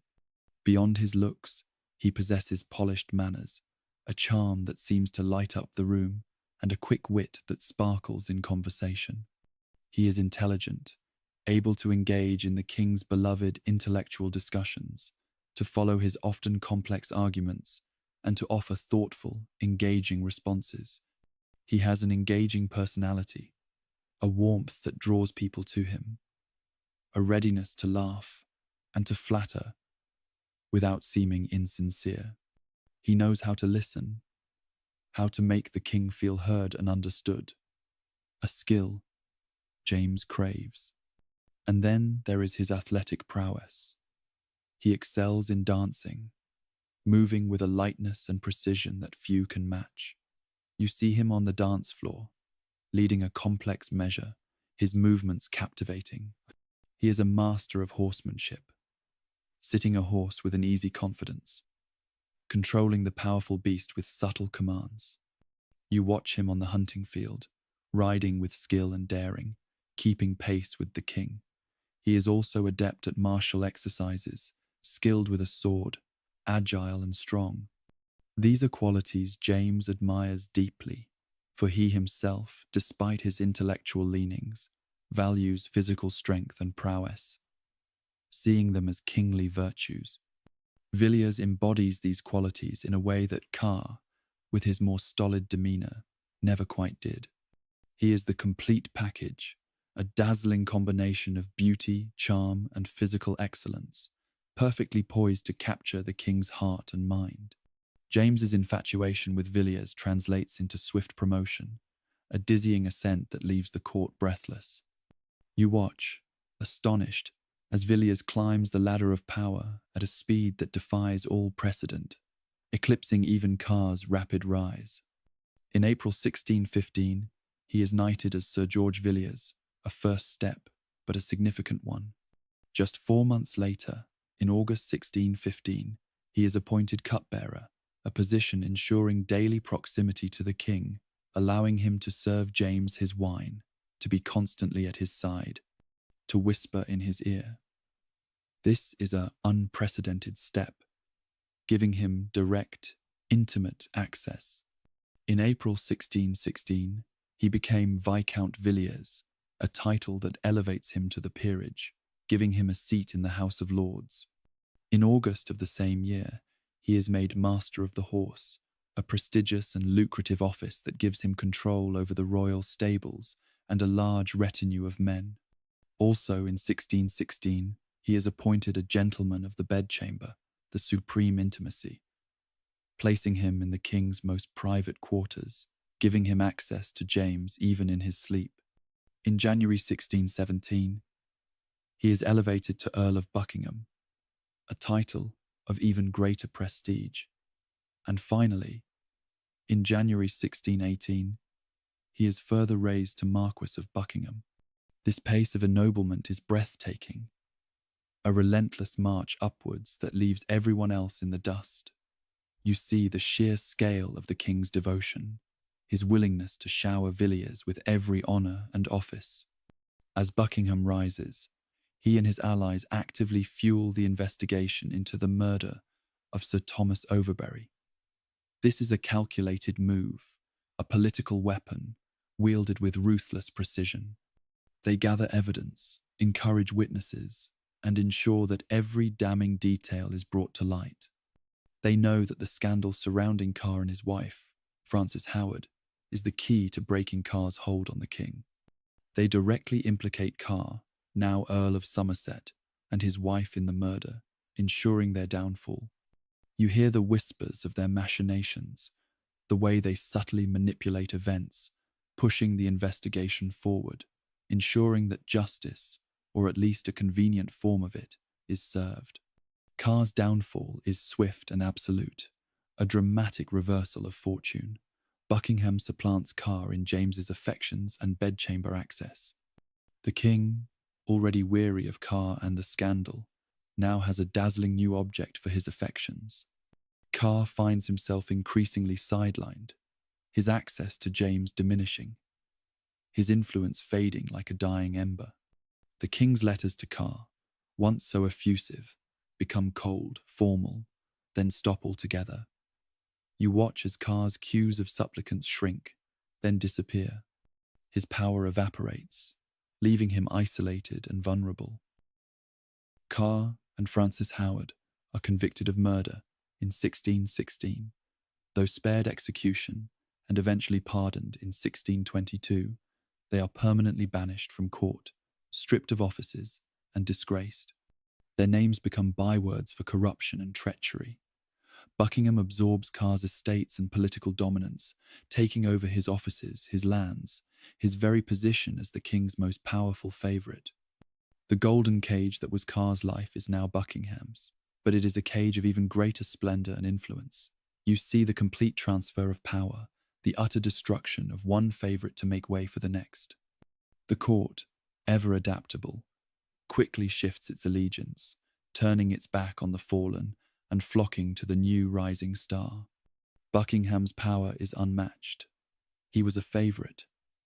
He was, in effect, the king's other self, the true power behind the throne. As Ambassador John Chamberlain observed in 1617, the Duke of Buckingham is now, in effect, all. He controls access to the king absolutely. No appointment, no pension, or favour is granted without his approval. If you want anything from the king, you must go through Buckingham. His chambers are constantly crowded, filled with nobles, merchants, foreign dignitaries, all vying for a moment of his time, a word of his approval. You feel the weight of his authority in every interaction, every decision at court. This absolute control over access was about official business, and it spilled into every corner of the king's private life. Buckingham was a minister. He was James's constant shadow, his companion at every turn. You would see him at the king's morning rising, helping him dress, sharing quiet jokes. He would sit beside James as he ate, often carving the meat for him, a gesture of deep personal service. In the evenings, when the formal business of the day was done, it was Buckingham who would read to the king, or engage him in conversation, or simply sit in comfortable silence while James pondered his thoughts. This was an almost domestic closeness, a daily intertwining of lives that went far beyond the duties of any office. It was a partnership of souls, or so it seemed to the king, who found in Buckingham a solace he rarely found elsewhere. The strength of this personal bond is perhaps best seen in James's own words, preserved in his many letters to Buckingham. These are not the formal dispatches of a monarch to his minister. They are passionate, yearning declarations of affection. James called Buckingham his sweet child, his dear dad and husband, and signed himself, "Your dear dad and steward." He wrote of his desire to live no longer than I may be a comfort to you, and invoked God's blessing on Buckingham's sweet heart. This language, startling in its intimacy, shows a king who had found in Buckingham an emotional anchor he had sought his entire life. It was a love that, to James, was all-encompassing, a bond that blurred the lines of traditional relationships, making Buckingham almost a part of his very being. Because of this strong emotional connection, James became utterly dependent on Buckingham.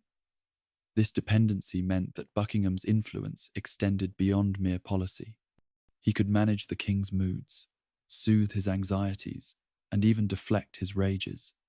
He understood James's vulnerabilities, his deep-seated paranoia, his intellectual insecurities, and his deep-seated need for affection. Buckingham became the master of the king's emotional landscape, a skilled navigator of James's often turbulent inner world. He knew precisely when to offer flattery, when to console, and when to gently guide the king towards a particular course of action. He was the one who could calm James's anxieties after a perceived slight, the one who could reassure him of his wisdom and authority, the one who could make him feel truly safe and understood. This emotional labor, though unseen by most, was a cornerstone of his power, making him indispensable to the king's daily comfort and mental well-being. James, for his part, tolerated Buckingham's growing arrogance, his occasional petulance, and his increasingly obvious policy failures. He would defend Buckingham fiercely against any criticism, dismissing Parliament's concerns or the complaints of other nobles as mere jealousy. You would see the king's unwavering trust, his almost blind faith in Buckingham, even as the court around them seethes with resentment. This personal devotion meant that Buckingham was, in many ways, immune to the usual checks and balances of court, his position secured by the king's deep, unwavering affection. The great extent of this emotional reliance meant that Buckingham held a unique sway over the king's decisions, both personal and political. James would often consult Buckingham on matters of state before anyone else, valuing his opinion above that of seasoned counsellors. You would see the king deferring to Buckingham in public, seeking his glance of approval before making a pronouncement, or allowing Buckingham to speak on his behalf with a confidence that bordered on royal prerogative. This created a dangerous precedent, as the king's personal affections became indistinguishable from the governance of the realm. The boundaries between private devotion and public duty blurred, leading to a system where the favourite's desires often dictated national policy, much to the frustration and alarm of those who believed in more traditional forms of governance. This deep intimacy also meant that Buckingham was exposed to the king's deepest fears and weaknesses, giving him an unmatched understanding of James's character. He knew the king's physical ailments, which were numerous and often debilitating. From early childhood, James suffered from weak legs, possibly due to rickets, a mild form of cerebral palsy, or a hereditary neuromuscular disease, causing him to lean on others and walk with a circular gait. In his later years, this progressed to severe foot pain and swelling, likely gout or arthritis, which increasingly limited his mobility and caused him great discomfort. Beyond his locomotor issues, he was prone to bouts of renal problems, experiencing turbid, red, or even bloody urine with sediment, indicative of kidney stones or chronic infection, leading to episodes of intense abdominal pain and fever. He also had a noticeable stammer and other speech difficulties, which some contemporaries attributed to a physical impediment or a neurological condition. Furthermore, he suffered from recurring gastrointestinal issues, including diarrhea and flatulence, especially during periods of stress, and in his final decade displayed signs of cognitive decline, including changes in his writing style, which modern historians speculate could point to small strokes or vascular dementia. Buckingham, being so intimately close, was privy to all these struggles, observing the king's discomfort, his moments of frailty, and his increasing reliance on those around him. This knowledge, while binding them closer, also gave Buckingham immense leverage. He could exploit these vulnerabilities, consciously or unconsciously, to maintain his position. The court, observing this dynamic, understood that challenging Buckingham was challenging the king's very heart, a perilous endeavour that few dared to attempt. The favourite was a shield, but also a lightning rod for all the discontent that simmered against the crown. He amassed a vast fortune through grants of lands, monopolies, titles, and cash gifts from James. You watch, astonished, as his wealth grows exponentially. He is given vast tracts of land, their revenues flowing directly into his coffers. He is granted lucrative monopolies on various goods, allowing him to control entire industries and extract immense profits. Titles are showered upon him, each one bringing more prestige and more income. Cash gifts from James are frequent and enormous, emptying the royal treasury but filling Buckingham's pockets. These homes are residences. They are symbols of his power, places where he entertains lavishly, further cementing his influence. You see the sheer scale of his riches, and you understand that his power is political and economic as well. This vast accumulation of wealth and power naturally drew a specific kind of individual to Buckingham's orbit: the sycophants. These were not necessarily men of great talent or long service. Instead, their primary skill lay in flattery, in anticipating Buckingham's desires, and in echoing his opinions. They formed a glittering, yet shallow circle around the Duke, eager to bask in his reflected glory and to pick up the crumbs of patronage that fell from his table. You would see them constantly at his side, laughing too loudly at his jokes, agreeing too readily with his pronouncements, and competing fiercely for his attention. Their loyalty was to the crown, and also to Buckingham himself. Rather, it was to the power he represented and the rewards he could bestow. They were the parasites of the court, thriving on the favoritism that flowed from the king to his beloved Steenie. The king, for all his intellectual acumen, seemed remarkably blind to the true nature of these sycophants and the Buckingham clique they formed. Or perhaps, in his deep emotional dependency on Buckingham, he simply chose to ignore it. He might have seen their presence as a natural extension of Buckingham's importance, or even as a validation of his own choice of favourite. However, a subtle, almost unconscious, jealousy did exist in James. While he showered Buckingham with affection and power, he also expected absolute devotion in return. He wanted to be the sole source of Buckingham's greatness, the sun around which his favourite orbited. When Buckingham's family and followers became too numerous, too powerful in their own right, building their own independent networks of influence, it might have stirred a faint unease in the king. This was a quiet resentment that his sweet child was building a world that was not entirely dependent on him, a world where others might share in the glory that James believed only he could bestow. This was a king who craved to be the centre of his favourite's universe, and any perceived shift in that dynamic, even if it was a natural consequence of the power he himself bestowed, could cause a ripple of discomfort in his deeply complex emotional landscape.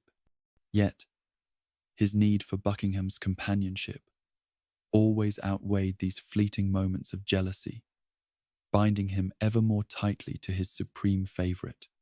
He holds key positions that give him immense influence over every aspect of government. In 1619, he becomes Lord High Admiral, taking control of the entire English Navy, a position of immense strategic importance. He is Lord Lieutenant of multiple counties, giving him military and administrative control over vast swathes of England. He is Chief Justice in Eyre, a powerful legal office. He is Warden of the Cinque Ports, controlling vital coastal defences. He sits on the Privy Council, the king's most important advisory body, and dominates policy, his voice carrying more weight than any other. He is the king's chief minister, his closest advisor, his constant companion. He is everywhere, his influence felt in every corner of the kingdom, from the highest councils to the smallest village. Buckingham's political impact is immense and largely detrimental to the stability of the kingdom. He centralizes power, creating a Buckingham clique that dominates government.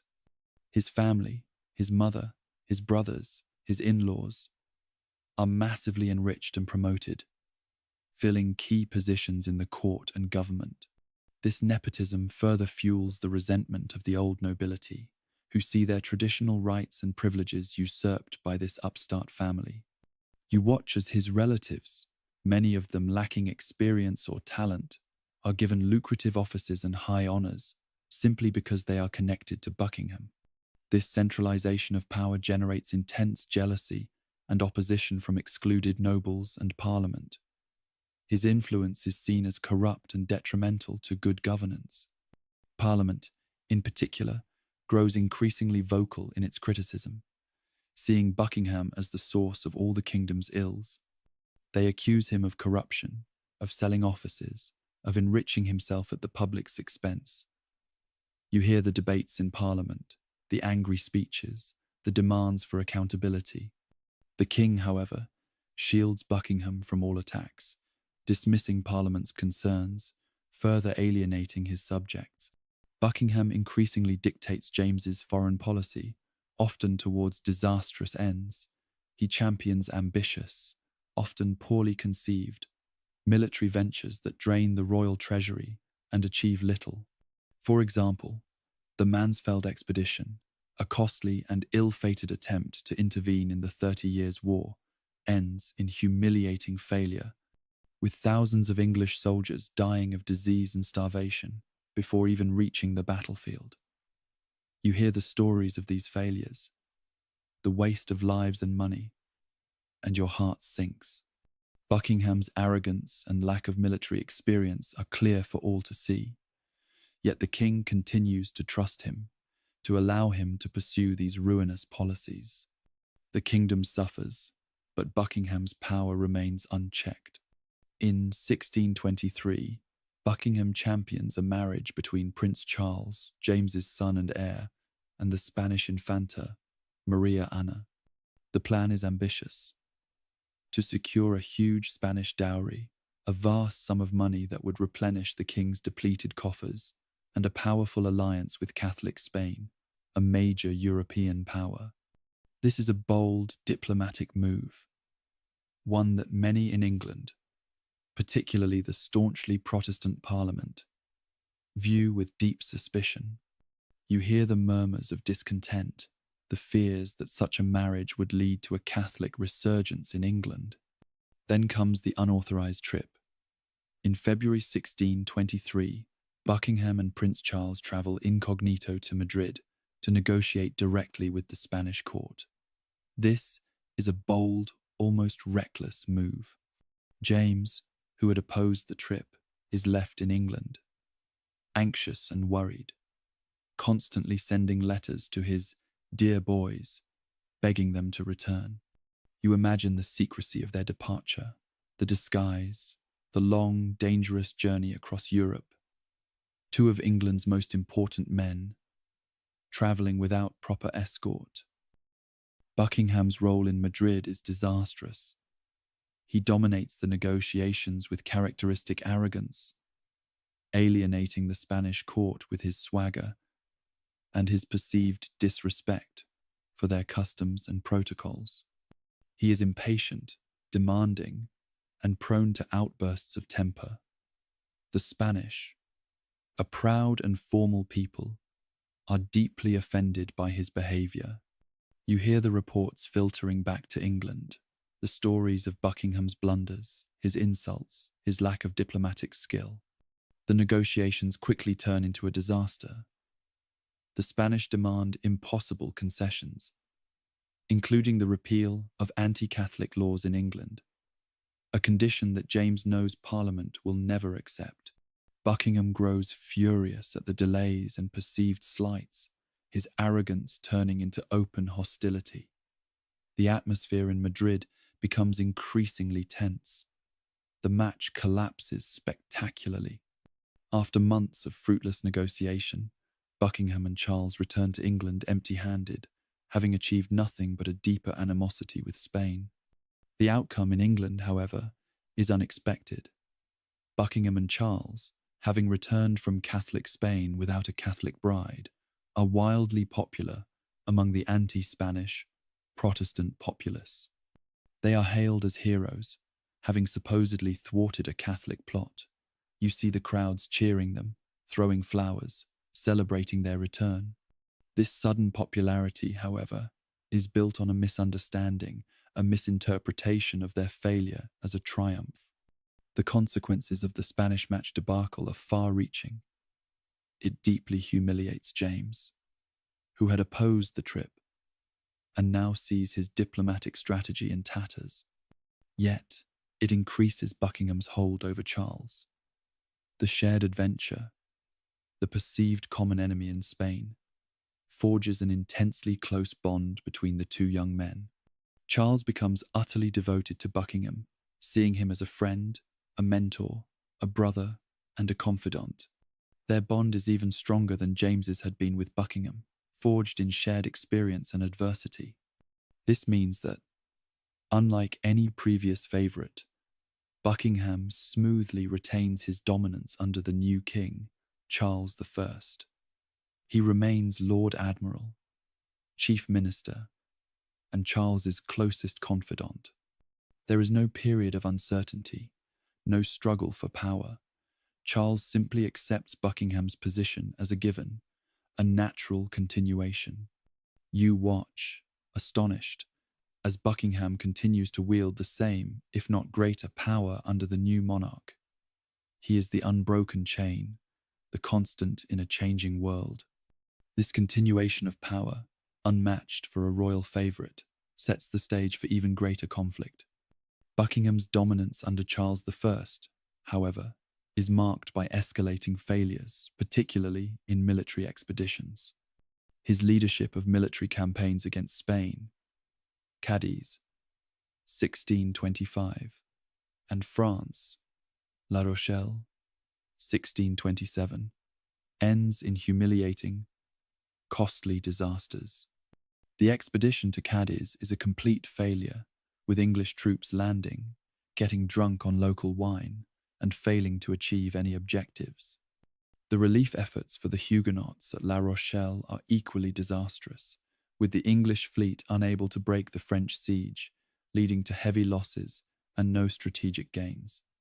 You hear the grim reports of these failures, the stories of starving soldiers, ill-equipped ships, and incompetent leadership.